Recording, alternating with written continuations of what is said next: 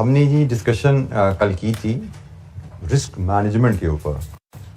Foreign exchange rate risk क्या है, उसके मैनेजमेंट के डिफरेंट टूल्स पे हमने बात करनी थी।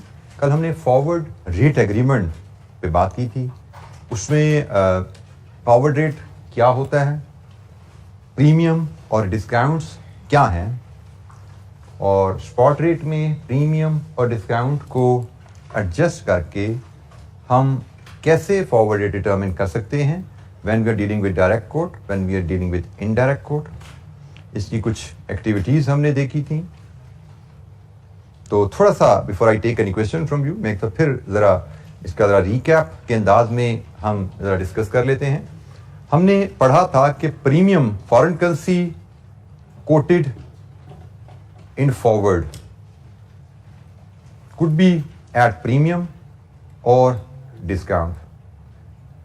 और हमने कहा था कि अगर डायरेक्ट कोट है जैसे पाकिस्तान में है तो उसमें प्रीमियम प्लस होता है, डिस्काउंट माइनस होता है, और इनडायरेक्ट कोट जैसे यूके में है तो वहाँ पे प्रीमियम माइनस होता है, डिस्काउंट ऐड होता है। स्पॉट में आप प्रीमियम ऐड करें तो फॉरवर्ड आ जाएगा, स्पॉट में से प्रीमियम लेस करें तो फॉरवर्ड आ जाएगा, स्पॉट में से प्रीमियम लेस करें तो फॉरवर्ड आएगा, स्पॉट में से डिस्काउंट ऐड करें तो फॉरवर्ड आएगा। ये स्पॉट रेट से फॉरवर्ड रेट में कन्वर्ट करना हो फॉरेन एक्सचेंज रेट, उसका रूल। फिर हमने डिस्काउंट और प्रीमियम की कोटेशंस डिफरेंट अंदाज में देखी थी। जैसे अगर हम पाकिस्तान की एक मिसाल लें और वहां पे रेट कोट हो रहा है से रुपीज पर डॉलर, तो हो सकता है हमें स्पॉट गिवन हो से जैसे आजकल चल रहा है 235 और से 237। We may be given 6 month premium, इसको पीएमबी आकर लिख दिया जाता है, 2.50 एंड 3.25। तो हम आसानी से, अच्छा यहां पे साथ बताया जाएगा करेंसी के, एक ऑप्शन है कि आपको यहां पे बताया जाए कि आपकी प्राइस भी रुपीस में है और प्रीमियम भी आपका रुपीस में है, तो आप आसानी से समझेंगे पाकिस्तान है, फर्स्ट करेंसी पे पाकिस्तान आ रहा है, डायरेक्ट कोट है, तो प्रीमियम ने ऐड होना है 237.50 एंड 240.25। ये फॉरवर्ड रेट आपके आ गया, ये आपका 6 मंथ फॉरवर्ड बन गया। एक तरीका हो गया जी ये। एक और कोटेशन का तरीका लेते हैं, से हम जाते हैं यूएस में। यूएस में गए और वहां पे रेट हमें मिल रहा है से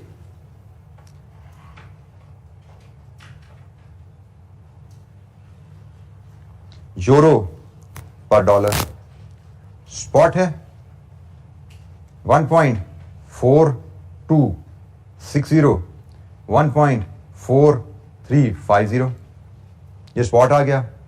फिर हमें 3 मंथ डिस्काउंट अवेलेबल है, 3 मंथ हमें डिस्काउंट अवेलेबल है, और डिस्काउंट हमें गिवन है 20.50 सेंट्स एंड से 22.10 सेंट्स।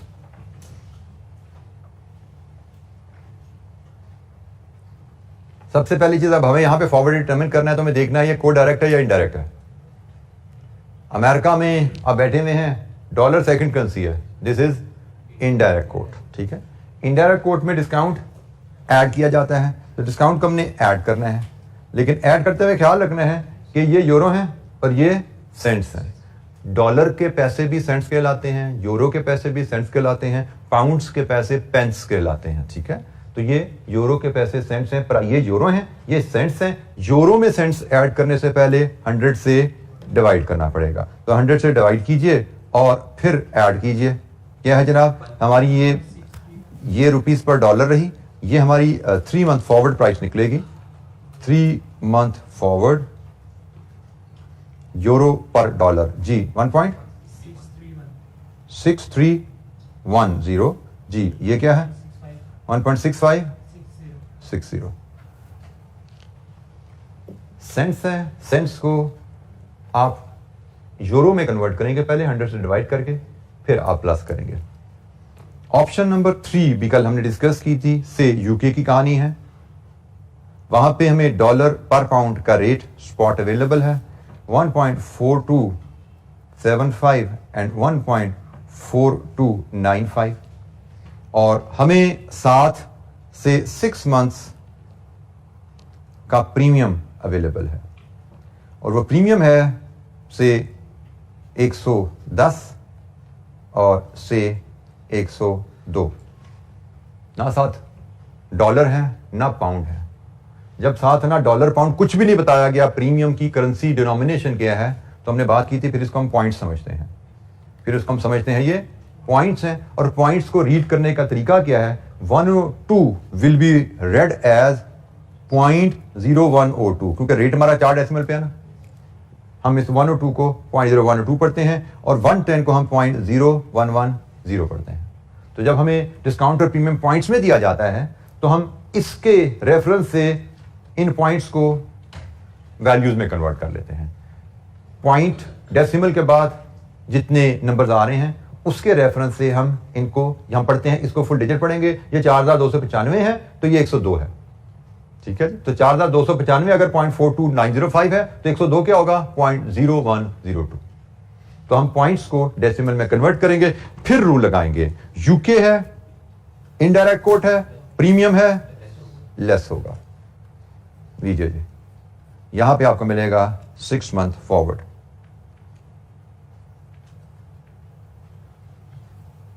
डॉलर पर पाउंड 4165 और ये जी 93। ठीक है। 3 तरह से मैंने आपको बताया कि आपको डिस्काउंट और प्रीमियम की फिगर्स कोट की जा सकती हैं। Rupees, euro cents and then dollar और पॉइंट्स। 3 तरह से आपको कोटेशंस दी जा सकती हैं प्रीमियम या डिस्काउंट की। तो आपको तीनों तरीके से पता होना चाहिए। जब प्राइस भी रुपीज में है, ये भी रुपीज है, ये भी रुपीज है, no adjustment required, simply plus minus. जब ये यूरो हैं, ये सेंट्स हैं, तो सेंट्स को यूरो में कन्वर्ट करके फिर एडजस्टमेंट करेंगे। जब ये प्राइस डॉलर में है और ये पॉइंट्स में है तो पॉइंट्स को भी डॉलर में कन्वर्ट करेंगे। पॉइंट्स को डॉलर में कैसे कन्वर्ट करना है उसका तरीका मैंने आपसे शेयर कर लिया। कन्वर्ट करके फिर आप एडजस्ट करेंगे स्पॉट में फॉरवर्ड निकालने के लिए।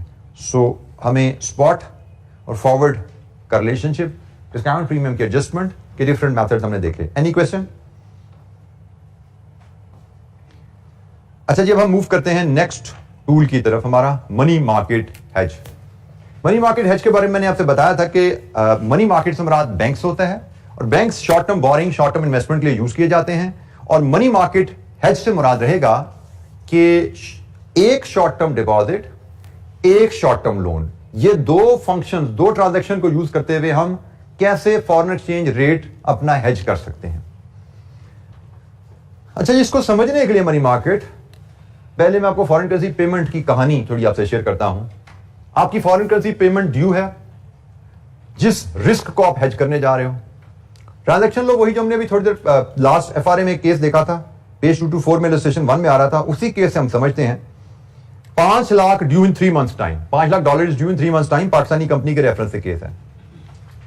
$5 लाख इन 3 मंथ्स टाइम हमने आज इंपोर्ट की, हमें बिल आ गया, 3 महीने बाद पेमेंट करनी है। हमें फियर क्या है कि 3 महीने में डॉलर महंगा ना हो जाए, यही डर है ना। हमें वैसे तो हमने कहा था कि जब हम फाइनेंशियल रिस्क की बात करते हैं तो फाइनेंशियल रिस्क में पॉजिटिव नेगेटिव दोनों साइडें आ जाती हैं। रिस्क का मतलब ऊंच नीच हो सकती है जी। तो भाई इस केस में डॉलर सस्ता हो जाए तो हमें खुशी होगी, तकलीफ नहीं है। हमें डर तो लगता है डॉलर के महंगे होने से। उसी डर की वजह से हम हेजिंग के लिए निकलते हैं। उसी डर की वजह से हमने एफआरए साइन कर लिया था कि जल्दी से एफआरए कर लो, महंगा हो सस्ता, हमारी जान छूट जाए, हम टेंशन से आजाद हो जाएं। वही हल हमें मनी मार्केट के टूल भी देता है, वही हल कि भाई हम टेंशन से आजाद हो जाएं। मनी मार्केट हमें कैसे हेल्प करेगा? हमें डर क्या है कि 3 महीने बाद डॉलर खरीदने हैं, 3 महीने बाद डॉलर महंगा ना हो जाए। मनी मार्केट का टूल हमें कहता है कि आप डॉलर आज खरीद के जमा करा दो बैंक में, शॉर्ट टर्म डिपॉजिट। आज ही डॉलर खरीदो और आज ही डॉलर बैंक में डिपॉजिट करवा दो। जरा तो सुनिएगा, पेमेंट 3 महीने बाद करनी है तो 3 महीने डॉलर बैंक में पड़े रहेंगे, तो 3 महीने तो डॉलर बैंक में कुछ इंटरेस्ट भी कमा सकते हैं, डिपॉजिट शॉर्ट टर्म इनकम कमा सकते हैं उसमें हम। तो इसका मतलब फिर अगर हमने आज डॉलर बैंक में जमा कराने हैं तो आज फिर 5 लाख जमा कराने की जरूरत नहीं है, 5 लाख से थोड़ा कम करा पाएंगे। हम आज इतने डॉलर करवा देंगे कि 3 महीने में 5 लाख पूरे हो जाएं। अच्छा, अब होता क्या है कि जब मैंने आज डॉलर खरीद के बैंक में रखवा दिए, इतने रखवाए कि 3 महीने बाद 5 लाख वहां पे जमा हो जाएंगे, तो मुझे फिर 3 महीने बाद 5 लाख डॉलर खरीदने नहीं पड़ेंगे। तो अगर आज मैं डॉलर खरीद के बैंक में रखवा देता हूं तो मेरा करेंसी रिस्क खत्म हो जाता है, क्योंकि करेंसी रिस्क तो तभी आता है ना कि भाई मैंने फ्यूचर में डॉलर खरीदने हैं, डॉलर कहीं महंगा ना हो जाए। आज खरीद, मनी मार्केट हेज क्या कहता है कि भाई बैंकों में डिपॉजिट की ऑप्शन अवेलेबल होती है, आज खरीद के बैंक में डिपॉजिट रखवा दो। तो अब मैंने आज खरीद के बैंक में डिपॉजिट रखवाए तो मुझे 3 महीने बाद डॉलर खरीदने की जरूरत नहीं है। मुझे 3 महीने बाद सिर्फ अपने डिपॉजिट अकाउंट से पैसा निकालना है और अपने सप्लायर को पे कर देना है। ये एक साइड मैंने बताई, फॉरेन करेंसी डिपॉजिट। अभी ट्रांजैक्शन पूरी नहीं हुई, दूसरी साइड हमने डिस्कस करनी है। जी बेटा, क्वेश्चन करना चाहते हैं? सर, अगर हमारे पास पैसे होते तो हमने सप्लायर से 3 महीने का क्रेडिट ही क्यों लेना था? अगर हमारे पास पैसे होते तो हमने 3 महीने का क्रेडिट क्यों लेना था? तो हमारे पास पैसे नहीं है बेटा। मैंने कहा डॉलर खरीद लो, बट मैंने ये तो बात ही नहीं कि पैसे आएंगे कहां से डॉलर खरीदने के लिए। ये दूसरा पार्ट है जो हमने डिस्कस करना है। वही उसका सवाल के साथ डॉलर खरीदने का कहां, पैसे कहां पे है? तो मैंने क्या कहा था, मनी मार्केट हेज में 2 ट्रांजैक्शन होती हैं, एक डिपॉजिट और एक लोन। तो अब बारी है दूसरी ट्रांजैक्शन की, लोन लोगे आप रुपीज में लोन लोगे। आज आपने नॉर्मल बिजनेसेस में समझाया जाता है इन द एब्सेंस ऑफ इंफॉर्मेशन कि आपने सप्लायर को जब भी पेमेंट करनी है ना, आपने बैंक से उधार लेके पेमेंट करनी है। नॉर्मल मैथमेटिक्स के लिए, फाइनेंशियल मैनेजमेंट के हिसाब किताब के लिए, कैश फ्लोज के लिए, in the absence of information to the contrary, हमारी नॉर्मल असम्पशन रहती है कि हमने जब भी सप्लायर को पेमेंट करनी है ना, बैंक से उधार लेके पेमेंट करेंगे। हम ओवरड्राफ्ट पे चल रहे होते हैं। This is the normal assumption. इसका बैकग्राउंड आगे चल के मजीद क्लियर हो जाएगा जब बीएफडी में जाएंगे। फिलहाल आपके लिए इतना ही काफी है कि नॉर्मल असम्पशन रहती है कि हम भाई उधार पे चल रहे होते हैं, जब भी पैसे की होती है कि बैंक से पैसा निकाल के ही हमने पेमेंट करनी है। तो भाई 3 महीने बाद जो बैंक से पैसा निकालना है, आज बैंक से पैसा ले लो, आज बैंक से पैसा उधार लो, आज उस पैसे से डॉलर खरीदो और आज वो डॉलर बैंक में रखवा दो। जब आप आज रुपए उधार लेते हो, रुपए उधार लिया, आज उन रुपयों से डॉलर खरीद लिया और आज वो अपने डॉलर बैंक में रखवा दिए।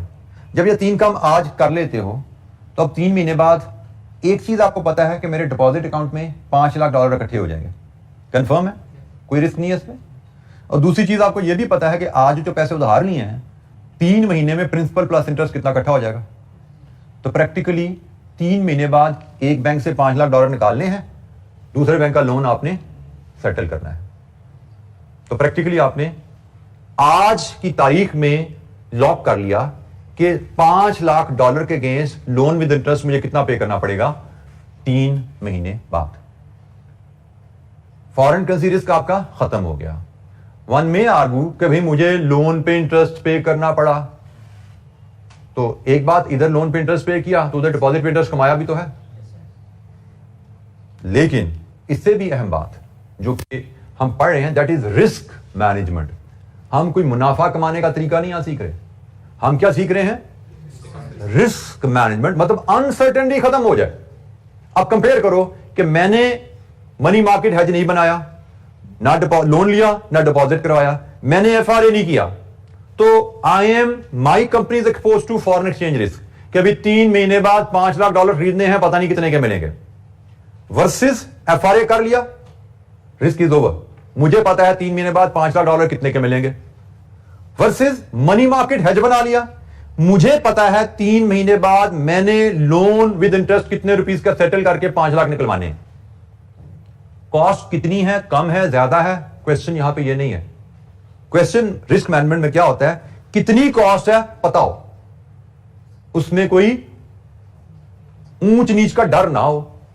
तो जब तक मैंने डॉलर नहीं खरीदे थे, ऊंच नीच का डर है। जब तक मैंने एफआरए नहीं किया, ऊंच नीच का डर है। The moment I sign FRA, ऊंच नीच का डर खत्म। The moment I complete money market hedge, रुपए उधार लूं, उससे डॉलर खरीदूं, डॉलर डिपॉजिट में रखवा दूं, the time I take these 3 steps, मेरा रिस्क वो भी खत्म हो जाता है कि मुझे पता है 3 महीने बाद 5 लाख डॉलर इकट्ठे हो जाएंगे और मुझे पता है 3 महीने बाद मुझे बैंक को कितना पैसा विद इंटरेस्ट पे करना है। आज ही मुझे पता लग गया कि मैंने 3 महीने बाद कितने रुपए बैंक को पे करने हैं, तब मुझे डॉलर मिलेंगे। तो अनसर्टेनिटीज ओवर। हम यहां पे बिल्कुल डिस्कस नहीं करते कि इसका इंपैक्ट मेरे प्रॉफिट्स पे क्या पड़ रहा है। मुझे तो डॉलर महंगा मिल रहा है, तो भाई महंगे सस्ते की बात नहीं है, आपको पता तो है ना कितने का मिल रहा है। अगर आप एफआरए नहीं करते, मनी मार्केट नहीं करते, तो 3 महीने बाद कितने का मिलेगा नहीं पता, महंगा क्या बहुत महंगा भी मिल सकता है, जैसे भी पिछले 2-3 महीने में हुआ हमारे साथ पाकिस्तान में। तो एफआरए नहीं किया तो कुछ भी हो सकता है, एफआरए कर लिया, जो भी होना है पता है ना। This is what matters in business, कि भाई अच्छा है बुरा है पता होना चाहिए हमें, हमारे साथ होना क्या है। आपको पता है आपके साथ क्या होना है, यू कैन प्लान, आप उसके बारे में सोच सकते हो। आपको पता है बाहर बारिश होनी है, पता है तो भाई छतरी लेके निकलोगे। अब आपको पता ही नहीं बाहर बारिश होनी है कि नहीं होनी, शशोपंज में ही रहोगे। कभी छतरी खरीदेंगे तो पैसे ज़ाया ना हो जाएं, छतरी ना खरीदी तो गीले ना हो जाए, नुकसान ना हो जाए हमारे मोबाइल का वैल्यूएबल का, आप शशोपंज में।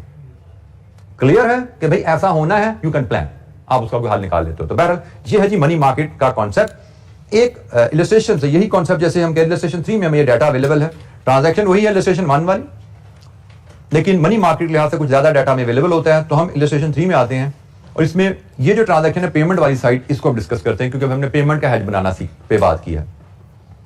A Pakistani company has falling exposure to foreign currencies. Payment of $5 lakh due in 3 months. दूसरी ट्रांजैक्शन बाद में पढ़ेंगे। It is 1 September and spot rate and interest rates are, ये जी रुपी डॉलर का स्पॉट रेट है और ये इंटरेस्ट रेट है डॉलर के और रुपीस के। इस सवाल के लिए जो चीजें चाहिए मैंने वो टिक की हैं जी आपको, ये रिसीट के लिए, बाकी चीजें मैं रिसीट के लिए चाहिए उनको हम बाद में डिस्कस करते हैं। सो $5 लाख की पेमेंट है, स्पॉट रेट हमें दिया गया है, हमें इंटरेस्ट रेट अवेलेबल है, डॉलर लोन लेना हो, डॉलर डिपॉजिट करना हो, रुपी लोन लेना हो, रुपी डिपॉजिट करना हो, ये जी डाटा अवेलेबल है। हमसे कहा गया show how money market hedge can be created to protect company from the forex risk. तो हम इलस्ट्रेशन 3 का पार्ट 1 देख रहे हैं जिसमें हमें पेएबल को हेज करना है। अच्छा, जिसकी कहानी तो मैंने आपको बता दी, कहानी मैंने आपको बताई कि आप बैंक से लोकल करेंसी उधार लोगे। हम LCY यहां पे जो लिखते हैं ये लोकल करेंसी के लिए यूज किया जाता है, ये लोकल करेंसी है, ये फॉरेन करेंसी के लिए एब्रीविएशन है। आप लोकल करेंसी बैंक से उधार लेते हो, उससे आज फॉरेन करेंसी बाय करके फॉरेन करेंसी आज बैंक में डिपॉजिट रखवा देते हो। जब ये आज बोरो कर लिया, आज फॉरेन करेंसी बाय कर ली, आज फॉरेन करेंसी डिपॉजिट कर दी, जब ये 3 स्टेप आज कर लेते हैं तो हमें 3 महीने बाद की ट्रांजैक्शन पता लगी कि 3 महीने बाद डिपॉजिट से पैसे निकालेंगे और 3 महीने बाद बैंक का local currency loan with interest settle करेंगे। हमें पता है हमारे 3 महीने बाद के कैश फ्लोज क्या है, वो सर्टन है, अनसर्टेनिटी 2 है। अच्छा, अब इसके मैथमेटिक्स हम कैसे करते हैं? इसका मैथमेटिक्स के लिए मैं आपसे कोशिश करूंगा कि आपको स्टेप्स ऐसे अंदाज में बताए जाएंगे जिससे आपकी स्पीड और एक्यूरेसी बड़ी क्विक करे। क्योंकि मनी मार्केट हेज में अगर आप एक स्पेसिफिक अंदाज में कैलकुलेशंस को परफॉर्म करते हो, जैसे मैं कोशिश करूंगा आपसे शेयर करूं, तो ये आपका हेज भी ऐसे कैलकुलेट भी ऐसे होती हैं चीजें, और मार्क्स 3 या 4 नंबर का सवाल है, आप 2 मिनट से भी कम टाइम में ये 3-4 मिनट स्कोर कर लेते हो मनी मार्केट का हेज। तो हम इलस्ट्रेशन नंबर 3 के पार्ट 1 की बात कर रहे हैं जिसमें $5 लाख पेबल इन 3 मंथ्स की बात है। अच्छा जी, सबसे पहले मनी मार्केट हेज में मैंने आपको एक बात बोली कल, आज रिपीट की कि हर मनी मार्केट हेज में एक शॉर्ट टर्म लोन और एक शॉर्ट टर्म डिपॉजिट होता है। ठीक है, हर मनी मार्केट हेज में 2 ट्रांजैक्शन होगी, एक शॉर्ट टर्म लोन और एक डिपॉजिट। अच्छा, इसमें एक पॉइंट मैं और ऐड कर दूं, लोन और डिपॉजिट दोनों डिफरेंट करेंसीज के होते हैं। जैसे अभी मैंने ट्रांजैक्शन बोल रहा था कि डिपॉजिट डॉलर का, लोन रुपीस का। ठीक है, एक और पॉइंट ऐड हो गया कि एक लोन और एक डिपॉजिट मिलकर मनी मार्केट हेज बनता है, और लोन और डिपॉजिट दोनों डिफरेंट करेंसीज के होते हैं। अच्छा, मनी मार्केट हेज में हम 3 स्टेप्स हमारी वर्किंग है। मैं कहानी आपको सुना दी, अब मैं वर्किंग पे आ रहा हूं, मैथमेटिक्स इसका क्या है। 3 स्टेप वर्किंग होती है। सबसे पहली वर्किंग होती है, आपको देखना पड़ता है कि डॉलर आपने जो हेज करना है वो डॉलर लाइबिलिटी को हेज करना है। सही है, डॉलर पेबल है ना, तो पेबल तो लाइबिलिटी है, डॉलर लाइबिलिटी को हेज करना है। तो जब आपने फॉरेन करेंसी लाइबिलिटी को हेज करना होता है तो आपको फॉरेन करेंसी एसेट बनाना है। फॉरेन करेंसी लाइबिलिटी को हेज करना है तो फॉरेन करेंसी एसेट बनाना है। तो बोलो डिपॉजिट और लोन में से एसेट क्या होता है? डिपॉजिट। तो इसका मतलब आपको डॉलर डिपॉजिट करने हैं। यह आपकी पहली कैलकुलेशन होती है, पहला स्टेप होता है मनी मार्केट हेज का। हमने कैसे फैसला किया कि भाई हमें रिस्क क्या है, डॉलर लाइबिलिटी का रिस्क है ना, तो डॉलर लाइबिलिटी के रिस्क को हेज करने का तरीका है डॉलर एसेट बनाओ। लाइबिलिटी को हेज करने का तरीका है उसी करेंसी का एसेट बना दो, लाइबिलिटी हेज हो जाती है। जैसे हम डॉलर पेएबल को हेज करने के लिए डॉलर डिपॉजिट ले रहे हैं, तो डिपॉजिट मेरे पास पड़ा हुआ है, उसी डिपॉजिट से कल को मैं लाइबिलिटी सेटल कर दूंगा, इसी एसेट से मैं ये लाइबिलिटी सेटल करूंगा। तो डॉलर लाइबिलिटी को सेटल करने के लिए मुझे डॉलर एसेट चाहिए, और dollar asset mean dollar deposit. अच्छा, यहां पे मुझे जब पता लग गया मैंने डिपॉजिट डॉलर करना है, तो मुझे ये भी तो पता लग गया मुझे बोरो क्या करना है।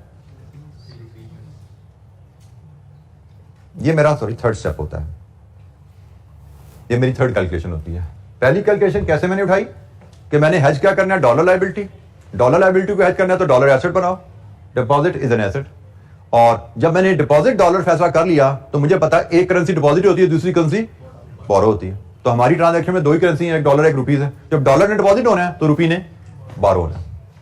अब इन दोनों को कनेक्ट किया जाता है तीसरी ट्रांजैक्शन से, जो मैंने बीच में बोला था कि रुपी बोरो करो, डॉलर खरीदो आज और जमा करा दो। तो यहां पे थर्ड स्टेप आता है बाय डॉलर एट स्पॉट। ये बड़ी चीज अहम है कि ये जो तीन स्टेप है ना आपने जो लेने हैं, मैं इसको अगर लिखूं स्टेप नंबर 1 + 2 + 3, इस सवाल के हिसाब से ये तीनों स्टेप्स लिए जा रहे हैं टेकन ऑन 1 सितंबर। 1 सितंबर की हमें डेट दी गई है ना, कि इट इज 1 सितंबर टुडे। आज 1 सितंबर है, तो 1 सितंबर को हम ये तीन काम करते हैं। 1 सितंबर को हम रुपए उधार लेंगे, 1 सितंबर से हम इस रुपयों से डॉलर बाय करेंगे और 1 सितंबर को हम ये डॉलर डिपॉजिट दिखा देंगे। कैलकुलेशन ऐसे ही होनी है जी। कैलकुलेशन हमारी हमेशा पहले फॉरेन करेंसी की कैलकुलेशन आएगी, उसके साथ क्या होना है, फिर हम लोकल करेंसी का डिसाइड कर लेंगे, उसके साथ क्या होना है, फिर हम इन दोनों को कनेक्ट कर देंगे कि एक बैंक से हम रुपए उधार ले रहे हैं, दूसरे बैंक को हमने डॉलर देने हैं, तो बीच में मिसिंग क्या है, रुपी से डॉलर बाय करना। एक बैंक से रुपी उधार लिए, दूसरे बैंक को डॉलर देने हैं, तो भाई बीच में एक कनेक्शन आ गया ना कि रुपी से डॉलर बाय करोगे तो डॉलर दे पाओगे, तो this is the connection, buy dollar at spot. ये सारे काम 1 सितंबर को चूंकि किए जा रहे हैं, इसलिए it is critical spot rate.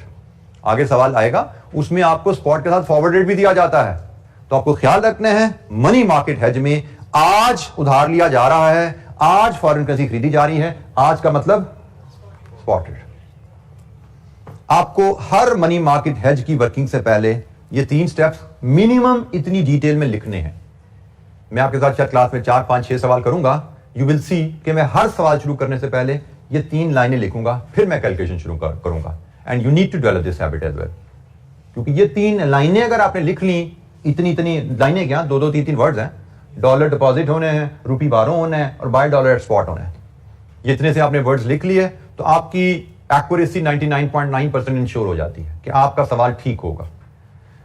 क्योंकि अब इशू क्या आ रहा है, अब वर्किंग इसकी शुरू करते हैं जरा।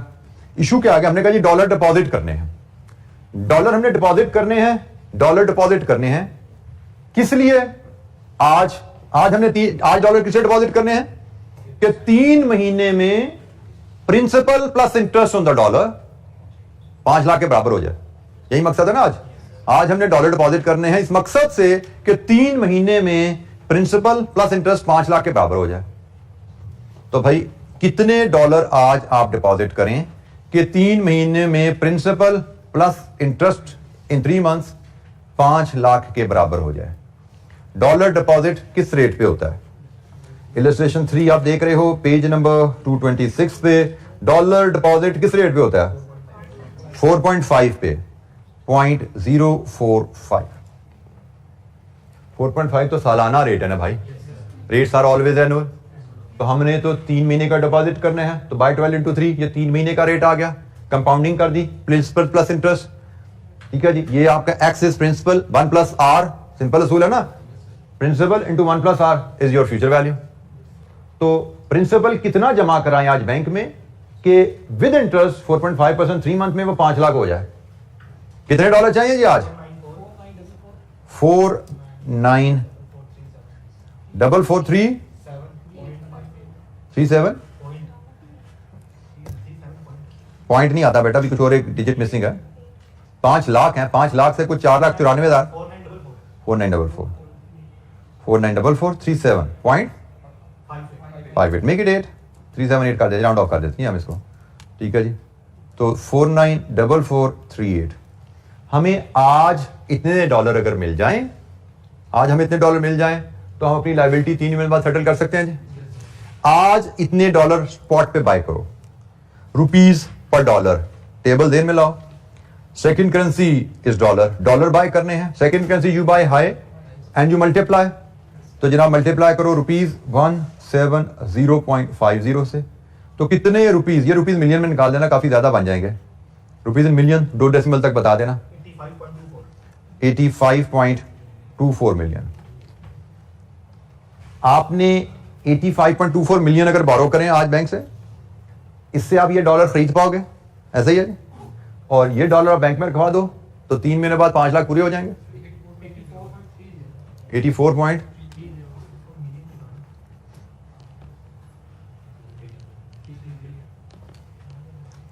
और ये पैसा आप बैंक से उधार ले लो। रुपी उधार लेने हैं, रुपी उधार बैंक से किस रेट पे मिलता है? रुपी लोन 3 महीने के लिए उधार लेना है आपने, तो 3/12 3 महीने बाद बैंक को कितने पैसे आपको देने पड़ेंगे principal plus interest? 85.46 million. Step number 1, 2, 3 ये आपने 1 सितंबर को किए। और अगर ये फिर स्टेप नंबर 4 और 5 इसको मैं मार्क करूं, अगर मैं इसको 4 और 5 करूं तो ये 4 और 5 जो हैं ये आप आफ्टर 3 मंथ्स लेते हो। अक्टूबर, नवंबर, दिसंबर, 1 दिसंबर को लिए गए। 1 दिसंबर को आपने ये पैसे बैंक से निकलवाए, लायबिलिटी पे कर दी 5 लाख की, और 1 दिसंबर को आपने अपने लोकल बैंक को ये लोन विद इंटरेस्ट पे कर दिया। तो प्रैक्टिकली आपने किया क्या? ये 3 स्टेप जब आपने स्टेप नंबर 1, 2, 3 1 सितंबर को लिए हैं तो आपने ये 4 और 5 लॉक कर लिए, ऐसे ही है। जब 1, 2, 3 आपने कर दिया 1 सितंबर को तो ये भी लॉक है, ये भी लॉक है। तो प्रैक्टिकली देखा जाए दिस डिवाइड विद दिस, आपने क्या रेट लॉक कर लिया?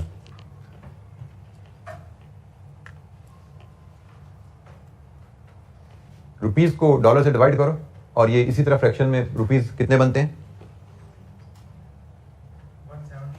17.92 रुपीस पर डॉलर।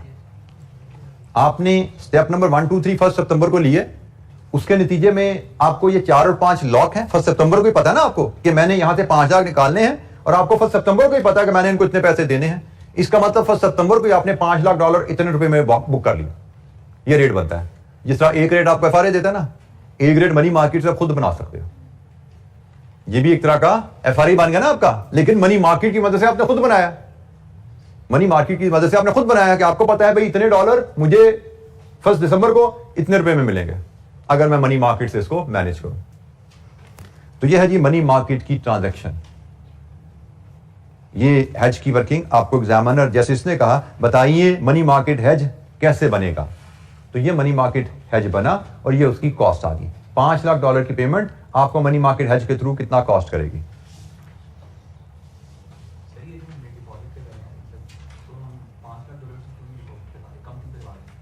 बेटा मुझे 3 महीने बाद 5 लाख चाहिए ना।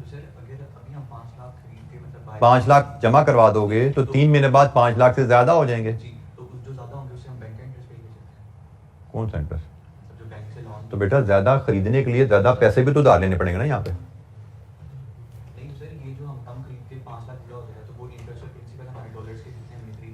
जितनी मुझे डॉलर पेमेंट करनी है उतने डॉलर मुझे मिल जाएंगे।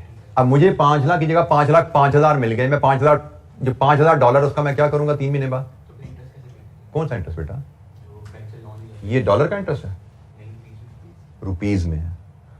तो मैंने क्या बोला, मुझे जितने डॉलर चाहिए मैंने इतने डॉलर का बंदोबस्त किया। ये रुपीज है, इनका बंदोबस्त मैं डॉलर से नहीं कर रहा, ठीक है। वो तो फिर रिस्क आ गया ना। कभी मैं 5 लाख डॉलर मुझे मिल जाएंगे एक्स्ट्रा, उनका मैं क्या करूंगा, बेचूंगा। तो बेचूंगा कितने के बिकेंगे, फिर वही मसला आ गया, ठीक है। पहले 5 लाख पे रिस्क था, अब 5,000 पे रिस्क रह गया। रिस्क तो रिस्क ही है ना, ठीक है। तो पहली बात, आप कह रहे मैंने इंटरेस्ट पे करना है, तो भाई ये इंटरेस्ट भी पे, ये लोन भी तो पे करना है, सिर्फ इंटरेस्ट तो नहीं पे करना, लोन भी तो पे करना है। अगर मैं 5 लाख डॉलर खरीदूंगा तो मुझे लोन भी तो ज्यादा लेना पड़ेगा। यहां पे लोन भी तो ज्यादा लेना पड़ेगा, तो लोन ज्यादा लेंगे, लोन पे इंटरेस्ट भी ज्यादा हो जाएगा। अननेसेसरली ज्यादा लोन ले लिया, अननेसेसरली उस पर ज्यादा इंटरेस्ट बन गया, ठीक है। तो मैंने उतना लोन लिया जिससे मेरी लायबिलिटी सेटल होती है। तो मैंने जिस पैसे से ये loan with interest loan settle करना है, उसी पैसे से मैं इसका इंटरेस्ट भी सेटल कर दूंगा। ये लोकल करेंसी का मामला है। हम लोकल करेंसी की टेंशन नहीं ले रहे इस वक्त, हम फॉरेन करेंसी की टेंशन ले रहे हैं कि भाई इसकी टेंशन खत्म हो, इसको सेटल करने में कॉस्ट कितनी आनी है वो पता लगे। ये कॉस्ट अरेंज कहां से करनी है वो अलग कहानी है। फिलहाल हमें पता लग गया 5 लाख डॉलर 1 दिसंबर को इतने रुपए में मिलेंगे। This is risk management. मैंने आपको थोड़ी देर पहले बोला ये डॉलर महंगे मिलते हैं, सस्ते मिलते हैं, पैसे कहां से आने हैं वो मेरा मसला नहीं है। मेरा मसला है मेरी कंपनी को मैं लॉक करके दे दूं कि भाई इतने पैसे चाहिए ये डॉलर लेने के लिए। अगर ये मनी मार्केट हेज या मैं एफआरए हेज नहीं करता तो क्वेश्चन मार्क है, 5 लाख डॉलर पता नहीं कितने के आएंगे। लेकिन जब मैंने हेज कर लिया अब क्लियर है 5 लाख डॉलर इतने रुपए के आएंगे। और यही है हेज करना, यही है रिस्क मैनेजमेंट, कि आप अनसर्टेनिटी से आजाद हो जाएं, क्वेश्चन मार्क्स आपके रिमूव हो जाए। अब क्वेश्चन मार्क कॉस्ट के ऊपर नहीं है कि आपको 5 लाख डॉलर कितने के मिलेंगे, there is no question mark on that. मजीद पेमेंट के भी क्वेश्चंस करेंगे, लेकिन पहले हम एक रिसीट का मैकेनिज्म भी इसी अंदाज में जरा रिव्यू करें। हमारी रिसीट की ट्रांजैक्शन इसी इलस्ट्रेशन 3 में ही अब सामने हमारे आ रही थी। Receipt of 100 million yen in 4 months, 4 महीने बाद 100 मिलियन रिसीवेबल है येन का। अब इसमें फॉरेन करेंसी रिसीवेबल है। फॉरेन करेंसी रिसीवेबल में रिस्क क्या है? 4 महीने बाद हमें येन जब आएंगे कस्टमर से तो फिर 4 महीने बाद बेचेंगे हम। रिस्क इज 4 महीने बाद पता नहीं कितने पैसे आएंगे, 100 मिलियन पता नहीं कितने के बिकेंगे। मनी मार्केट हेज हमें कहता है कि भाई आप 4 महीने बाद ना बेचो, आज येन बेच दो। फिर वही क्वेश्चन, आज कहां से बेचें, आनी 4 महीने बाद है। तो हल है आज येन बैंक से उधार लो, आज वो येन बेच दो। येन आज बेच दोगे तो फिर 4 महीने बाद जब कस्टमर से पैसे आएंगे ना, फिर बेचने नहीं है, क्या करना है, बैंक का लोन सेटल करना है। बेचने वाला काम आपको, रिस्क तो बेचने पे है ना भाई, बेचेंगे कितने के बिकेंगे येन, तो 4 महीने बाद का रेट नहीं पता, आज का रेट तो पता है ना। तो आज बैंक से येन उधार लेके आज बेच दो, जब कस्टमर से पैसे आएंगे तो बैंक को दे देना, आपको बेचने नहीं पड़ेंगे। अच्छा, अब इसमें क्वेश्चन मार्क आता है कि हमें कस्टमर से कितने पैसे आने हैं, 100 मिलियन येन, इलस्ट्रेशन 3 100 मिलियन है ना। तो कस्टमर से मुझे 4 महीने बाद 100 मिलियन येन आने हैं, और अगर मैं आज 100 मिलियन उधार ले लूंगा तो 4 महीने में तो प्रिंसिपल प्लस इंटरेस्ट 100 से, तो वो तो नहीं पे कर पाऊंगा ना मैं। मुझे तो आज उतना उधार लेना है कि 4 महीने में 100 के बराबर हो जाए, ताकि 100 आए, प्रिंसिपल प्लस इंटरेस्ट सेटल, कहानी खत्म। अच्छा, आज जब मैं येन बेच दूंगा, येन बेच के आज मुझे रुपीस मिल जाएंगे, तो ये रुपीस तो मुझे एडवांस में मिल गया ना, मुझे तो असल में ये पैसे 4 महीने बाद मिलने थे। तो मैंने तो अपनी प्लानिंग के तहत रिस्क से बचने के लिए आज पैसे ले लिए, तो हम इस पैसे को 4 महीने के लिए बैंक में डिपॉजिट रखवा देते हैं। अब मैंने आज येन उधार लिया, आज येन बेच दिया, आज रुपए जो आए बैंक में डिपॉजिट रखवा दिया। अब ये 3 स्टेप आज जब ले लिए, अब मुझे 4 महीने बाद जो 2 स्टेप होने हैं वो पता लग गए, लॉक हो गए मेरे। स्टेप नंबर 1, 100 मिलियन येन आएगा, loan with interest foreign currency settle हो जाएगा। स्टेप नंबर 2, जो मैंने आज डिपॉजिट किया रुपीस, वो प्रिंसिपल प्लस इंटरेस्ट कितने इकट्ठे हो जाएंगे। तो प्रैक्टिकली स्पीकिंग, एक बैंक को मैंने 100 मिलियन येन दिए हैं, दूसरे बैंक से मैंने अपना रुपी डिपॉजिट विद इनकम वसूल कर लिया। तो मैंने 100 मिलियन येन मनी मार्केट हेज के थ्रू एक तरह का बेचा, कि एक बैंक को 100 मिलियन दिया, दूसरे बैंक से उसके बदले पैसे ले लिए। जिस तरह यहां पे था, एक बैंक को मैंने प्रिंसिपल दी, लोन विद इंटरेस्ट पे किया, दूसरे से 5 लाख डॉलर ले लिए। इसी तरह वहां पे है कि 100 मिलियन येन एक बैंक को दिए, दूसरे से रुपीस ले लिए। तो ये भी एक तरह का मैंने मनी मार्केट के थ्रू अपनी ट्रांजैक्शन को लॉक कर लिया। जब मैंने आज येन बेच दी है तो foreign currency risk is over, अब मैंने येन नहीं बेचने, क्योंकि मेरा रिस्क तो तब तक ही है ना जब तक मैंने येन बेचे नहीं। मुझे डर था 4 महीने बाद बेचूंगा, हल निकाला, आज बेच दी मैंने, रिस्क इज ओवर। अगेन, मैंने बेचे किस रेट पे, सस्ते बेचे, महंगे बेचे, इनकम किस रेट पे मिली, कम मिली, ज्यादा मिली, that is not my concern. मेरा कंसर्न क्या है, जिस रेट पे बेचे आज बेच दिए ना, अब मजीद रिस्क तो नहीं है बेचने का। जिस रेट पे लोन लिया आज ले लिया ना, कोई डर तो नहीं है कि कॉस्ट ऊपर नीचे जाएगी। जिस रेट पे डिपॉजिट किया आज कर दिया ना, डर तो नहीं है। सब टेंशन खत्म हो गई हैं, risk, uncertainty, question mark, unknown, सब खत्म है। Everything is known to me now. उधर से 100 मिलियन आएंगे, एक बैंक को पे होंगे, इधर से प्रिंसिपल प्लस इंटरेस्ट विड्रॉ होगा, एवरीथिंग इज नोन। कितनी वैल्यू, कितनी अमाउंट, सब कुछ पता है। तो जनाब, हम इलस्ट्रेशन 3 के ही डाटा को लेके मनी मार्केट हेज बनाते हैं टू हेज रिसीट। ये जी receipt of 100 million yen in 4 months. जी बेटा। सर, अगर आप ये कह रहे हैं ना कि रुपीस से जो हमने डिपॉजिट करवाए हैं वहां से जो इनकम आएगी, इनकम प्लस प्रिंसिपल, सर मैं सिर्फ वो इंक्रीमेंटल इनकम जो जैसे उसकी बात कर रहा हूँ कि वो जो इनकम आएगी उससे हम जो येन के ऊपर हमने जो एक्स्ट्रा इंटरेस्ट हो चुका है, हमने बैंक से लोन लिया है, उसको हम वहां पे सेटल करेंगे। बेटा ने मैंने ऐसी कोई बात नहीं की, मैंने ऐसी कोई बात नहीं की कि आपने रुपी डिपॉजिट पे जो इनकम कमाई है उससे येन लोन का इंटरेस्ट सेटल करोगे। मैंने सिर्फ एक बात की है कि आपको आज 3 स्टेप्स लेने के बाद आपको कोई अननोन आपके लिए नहीं है, कोई क्वेश्चन मार्क नहीं है। हाँ, मैंने थोड़ी देर पहले यह बात जरूर की थी कि हेज करने में नफा नुकसान क्या हो रहा है, that is not our scope, that is not our concern. कितना इंटरेस्ट मुझे पे करना पड़ रहा है, कितनी इनकम मुझे आ रही है, that is not my concern. Hedging में it should not be my concern. Hedging में मेरा कंसर्न सिर्फ एक है, क्या fear of unknown is over? The answer is yes, there is nothing unknown when I have developed the hedge. तो आप ये भी बात कर सकते हो ना कि स्पॉट रेट चल रहा है 240 रुपए डॉलर का और मैं FRA टू बाय डॉलर कर रहा हूं, मुझे 245 में एग्रीमेंट मिल रहा है, तो 5 रुपए एक्स्ट्रा, इसका क्या करें? तो भाई उसकी मेरी टेंशन नहीं है। मेरी टेंशन क्या है? 245 की कॉस्ट मेरी आज एग्रीमेंट साइन हो गया, रिस्क इज ओवर। ठीक है, तो इस तरह कितनी इनकम आ रही है डिपॉजिट पे, कितना इंटरेस्ट जा रहा है लोन पे, उसकी कैलकुलेशन हम कर रहे जरूर रहे हैं, लेकिन वो सिर्फ एवेल्युएशन के लिए कर रहे हैं।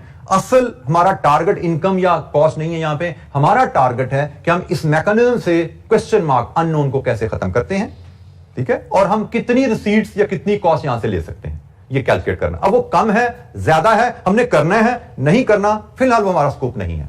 आइंदा भी शायद नहीं होगा, लेकिन फॉर द टाइम बिंग ये हमारा स्कोप नहीं है। मैं फिर बोल रहा हूं, रिस्क मैनेजमेंट में हमारा टारगेट है रिस्क को खत्म करना, नफा या नुकसान को कैलकुलेट करना नहीं, कितना प्रॉफिट कितनी कॉस्ट ये कैलकुलेट करना यहां पे मकसद नहीं है। नफा नुकसान आप कारोबार में कमाओ जाके, ये कारोबार नहीं है। ये तो कारोबार कर रहे थे, एक टेंशन आ गई है, कारोबार कर रहे थे, रिस्क आ गया है, तो उस रिस्क को मैनेज कर रहे हैं। भाई नफा नुकसान हमने कारोबार में कमाना है, कितने यूनिट्स बेचने हैं, किस प्राइस पे बेचने हैं, अच्छी प्रोडक्शन करें, कॉस्ट एफिशिएंसीज लाएं, अच्छी प्राइसेस ले कस्टमर से, वहां पे जाएं, बिजनेस में बात करें। ये बिजनेस नहीं है, यहां पे रिस्क मैनेजमेंट की बात हो रही है कि भाई टेंशन खत्म करो। कारोबार में पहली बड़ी टेंशन है कस्टमर भाग जाते हैं, कभी ऑर्डर वो कस्टमर के पैसे डूब जाते हैं, वो बड़ी टेंशन है वहां पे। यहां पे हिसाब किताब नहीं करना कि 2 रुपए चले गए तो 1 रुपए आ गया तो कम है ज्यादा है क्या, यहां पे बस खत्म करो टेंशन, ताकि ध्यान कारोबार पे रहे। ये एक हमारी बिजनेस की एक छोटी सी एक रिस्की एरिया है जिसको मैनेज करना सीख रहे हैं। इससे हम, मैं फिर बोल रहा हूं, मुनाफा या कॉस्ट कमाने की बात नहीं कर रहे। यहां पे हम क्वेश्चन मार्क अननोन के फियर को रिमूव करते हैं। अच्छा जी, ये जो हमारी रिसीट के ट्रांजैक्शन है जो 4 महीने बाद ड्यू है, 1 सितंबर के स्पॉट रेट्स। अब ये स्पॉट रेट्स हमारे लिए रेलेवेंट स्पॉट रेट्स ये हैं, और ये जी येन के मनी मार्केट रेट्स और ये रुपीस के मनी मार्केट रेट्स। अब हमने इसको हेज कैसे करने हैं? Receivable 100 million yen in 4 months.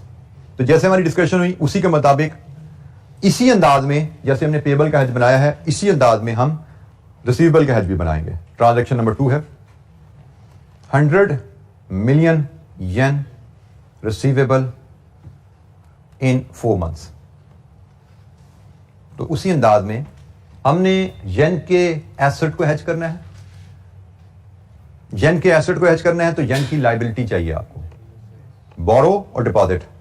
Liability क्या होती है, लोन या डिपॉजिट?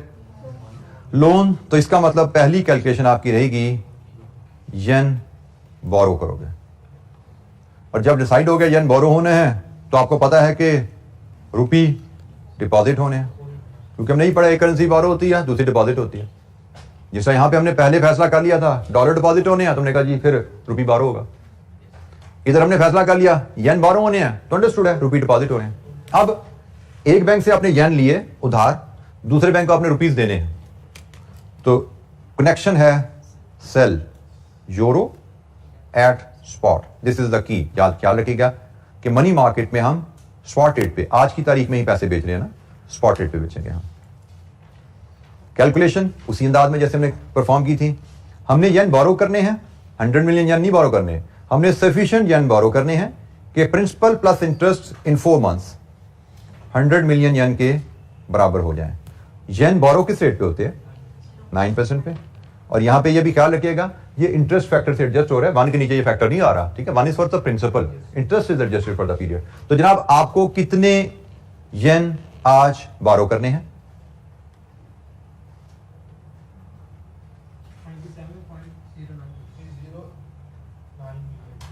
97.09 मिलियन येन आपको बोरो करने हैं। ये येन अब आपने स्पॉट पे बेच देने हैं। Yen is the second currency. Second currency sell होती है लो रेट पे and you multiply multiply with 1.50, तो जनाब आपको कितने रुपीस मिले? 97.09 into 1.5 145.62 145.64। ये आपने डिपॉजिट करवा देने पैसे, ये डिपॉजिट करवाएंगे तो डिपॉजिट 4 महीने के लिए करवाना है। रुपी डिपॉजिट होता है जी 4.75 पे इंटू 4/12। ये आप डिपॉजिट करवाएंगे और बताइए कितने पैसे इकट्ठे हो जाएंगे जी 4 महीने में? Rupees in million 147.995। फिर वही बात यहां पे जैसे मैंने आपको पीछे एक्सप्लेन की थी कि आप स्टेप नंबर 1 + 2 + 3 ये लेते हैं 1 सितंबर, और फिर 4 महीने गुजरते हैं तो 4 और 5 लिए जाते हैं।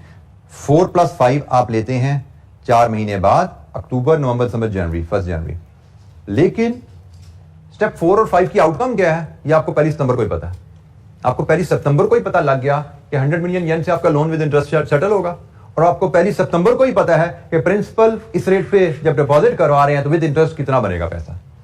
तो प्रैक्टिकली आपने 1 सितंबर को ही क्या रेट लॉक कर लिया?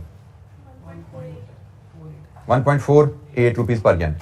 आपने प्रैक्टिकली ये रेट लॉक कर लिया 1 सितंबर को थ्रू मनी मार्केट। FRA से भी लॉक करते हैं हम, मनी मार्केट से भी लॉक करते हैं जी। मनी मार्केट हेज,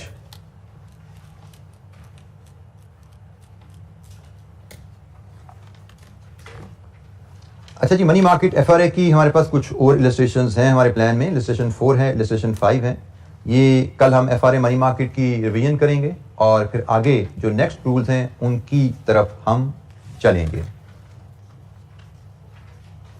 अभी हम फॉरेन एक्सचेंज रेट रिस्क क्या है और foreign exchange rate risk management के डिफरेंट टूल्स के हम पे बात कर रहे हैं। 2 टूल्स हमने कवर किए हैं। इन टूल्स के रिवीजन के लिए 2 इलस्ट्रेशंस कल होंगी हमारे पास, और फिर आगे मजीद जो 2 टूल्स करेंसी रिस्क मैनेजमेंट के रहते हैं कोशिश करेंगे कल हम उनको भी क्लोज करके हम नेक्स्ट एरिया की तरफ मूव करें। मार्केट रिस्क पे ही अभी हमारी डिस्कशन जारी है। ठीक है जी, आज के लिए इतना ही। बाकी इंशाल्लाह कल हम कंटिन्यू करेंगे डिस्कशन को। थैंक यू, अस्सलाम वालेकुम।